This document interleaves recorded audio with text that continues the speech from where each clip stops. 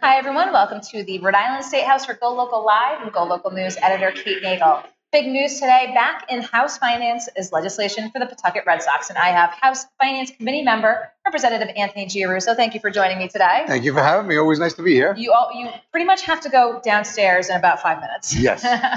So taking up once again this piece of legislation that we've seen a sub-A version of, hearing of amendments. Here we are. It's June 21st. We are now in the 11th hour. You've seen this proceed through the year, and here we are again in the waning days. What's your sense as to what's going to transpire today? There's a House version, there's a Senate version, there's a version that was from last year, and it's like Groundhog Day. Every day it's like the same thing over and over again with some minor tweaks.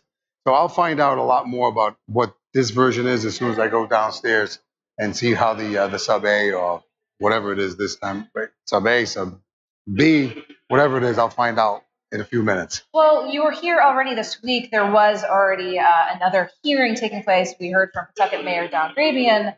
Talk with us about that, going back in this week to hear more. Did you get more information that you think enables you to be able to make an informed decision about this legislation? I really don't think so, Kate.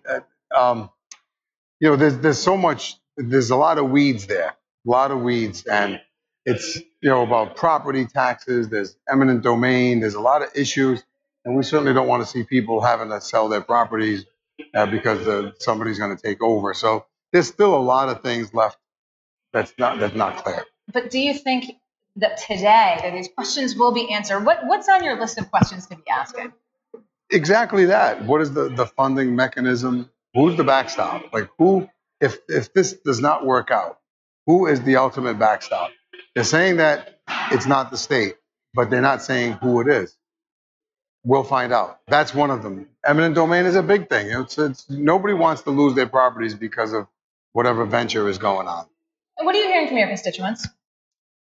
Overwhelmingly, they do not want it. I believe there might have only been one person in the past 2 years that said that they want it, but overwhelmingly, they do not want.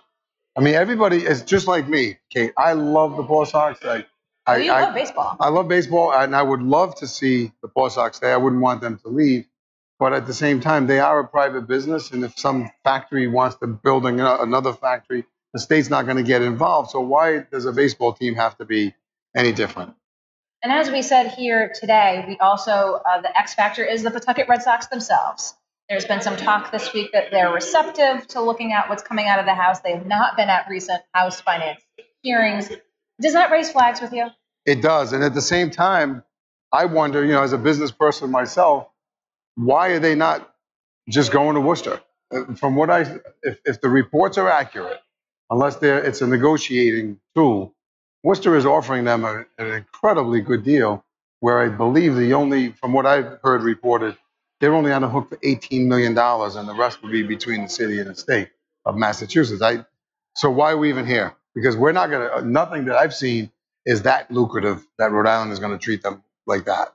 So let's play a little devil's advocate, if you will. If this moves through House Finance and it moves quickly to the House floor and we see it actually move forward, how do you think Rhode Islanders are going to react to this? GoLocal's recent poll with John Della Volpe, as you had mentioned with your constituents, only 13% strongly supported this. Do you see this as being an issue at the ballot? I don't know about it being an issue at the ballot, but it should be a concern because, people, this is the kind of stuff that the average Rhode Islander does not like, where they say like these deals that it's in committee. An hour later, it's on the floor, it gets passed on the floor. Tomorrow, it's in the Senate, and then from there, it goes on to the governor's desk. That's what people don't like. Although, I mean, to give them credit, though, Kate, I mean, I'm not going to say that the whole thing is bad, because the Paw Sox have been in this building and all over the state a lot, the executives from the team. So we've heard a lot of stuff. So it's not really like last-minute stuff. I know it'll probably be portrayed that way, but we've had a lot of hearings on it. So it's not something that completely rises from the ashes. So I know you've got to get down to House Finance, but while I have you here, you said you want to talk about the airport. Oh, yeah. God almighty.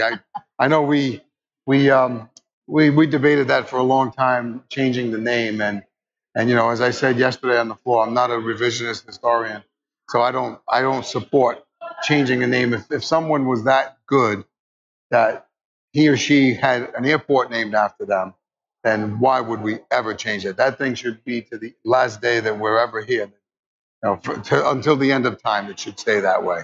So you're pretty resolute in your feelings on the matter. So what of the argument, maybe from a tourism standpoint, it needed to be rebranded? What do you think of that argument? I'm not buying that. I'm just not buying it. As a matter of fact, Representative Lima had a very good amendment, and I supported it and I spoke on it. And just to have two bites at that apple, call it the Rhode Island T.F. Green International Airport or something like that. We would not be the only state to have that many letters in the name of our airport. Well, certainly that's been a big debate, but nothing bigger than the Possox right now at House Finance. So, Representative Giarrusso, I will let you go down to the task at hand. Thank you. Thanks for joining us. Stay tuned. Don't go anywhere. We'll be right back.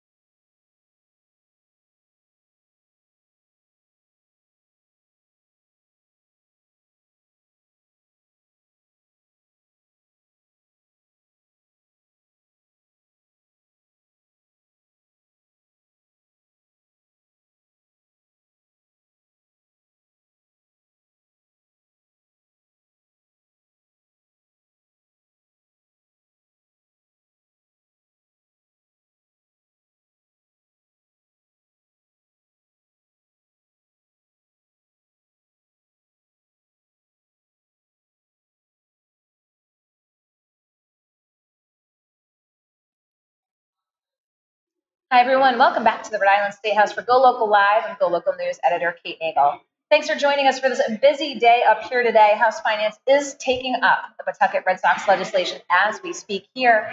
But speaking of things moving forward, I'd like to welcome my next guest on, Eric Hasselhurst. Thank you for joining us. Thank you for having me. Spearheading the campaign for Question 1 that officially is now on the ballot. Now, it was as of yesterday with the budget being approved by the Senate.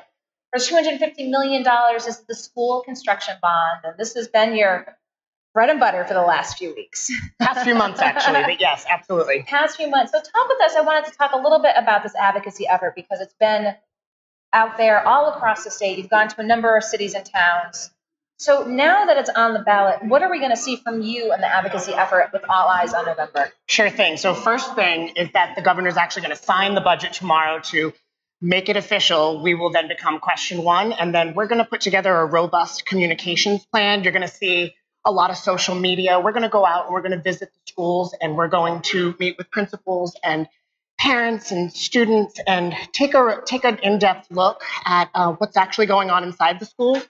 A lot of times, people that we've talked to, they drive by the schools and they look fine, but then when you get inside, you actually can see that we really need to do something, and we need to do something now. So do we expect a lot of that, a lot of those visuals? Here's what this inside of this particular school, I mean, is this going to be weekly and being inundated with the needs of Rhode Island schools across the state? Absolutely, and especially as we get into the later part of the electoral season and get toward post-primary, you'll really see a lot of attention around the initiative to vote yes on Question 1. So you've been around the state, as you said, for months now, talking to cities and towns and individuals. What are the most common questions people ask you when they talk about this? We know that the governor introduced the budget. This was part of her, again, billion-dollar plan pieced together with other funding mechanisms to help schools over the next 5 years. But what are the common questions that you get when people ask about this? I'm sure it's, where's the money going? Absolutely. They want to know, where is the money going and how do we get access to it?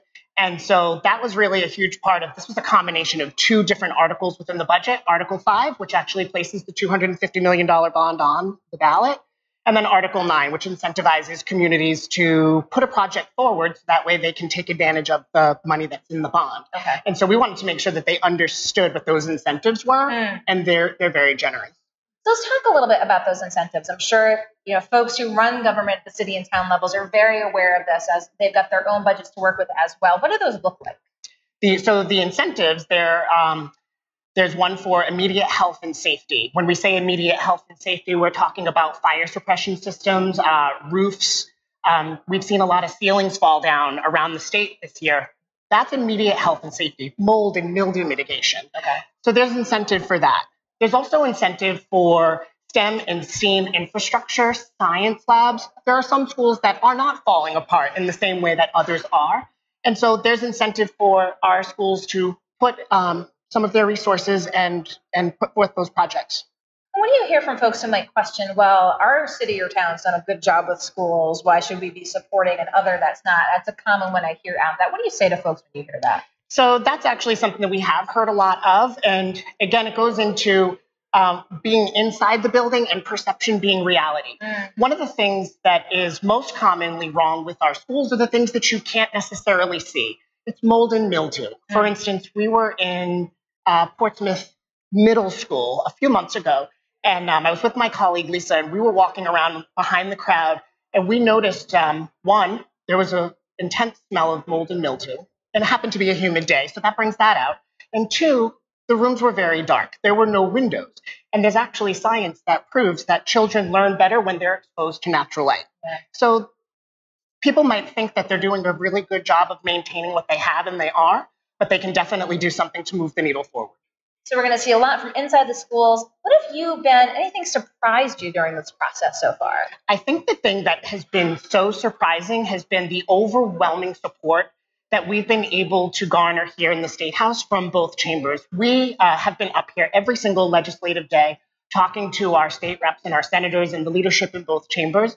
And we were able to answer their questions and address their concerns and work with them. And we were able to get this passed through both chambers unanimously with bipartisan support. So that says a lot about Rhode Island's commitment to our public school buildings, to our teachers, and to our students.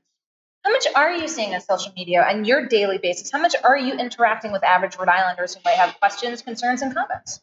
Absolutely. So one of the things that we did was we put out a call to action for people to send us their pictures and their stories. And you can follow us on social media. We're on Facebook, we're Fix Our Schools RI, and on Twitter, Fix Our Schools RI is our handle. Send us your pictures, send us your stories. We want to hear what your account is, and we want to be able to share that with your communities. So it's not just the campaign infrastructure, but you've got the call out for the entirety of Rhode Island to get involved as Absolutely. well. This is a grassroots effort, and we want to make sure that people in every community across the state of Rhode Island has their voice heard here. Well, I appreciate your coming in to tell us, because as you said, I said you crossed that first hurdle, but the governor has to sign it. That'll be tomorrow at noon in the stateroom. You'll be right behind the governor off the one shoulder, I imagine. Well, I hope so. Well, we'll continue to follow all of the bond issues and more politics here at the State House. Don't go anywhere. I'll be right back.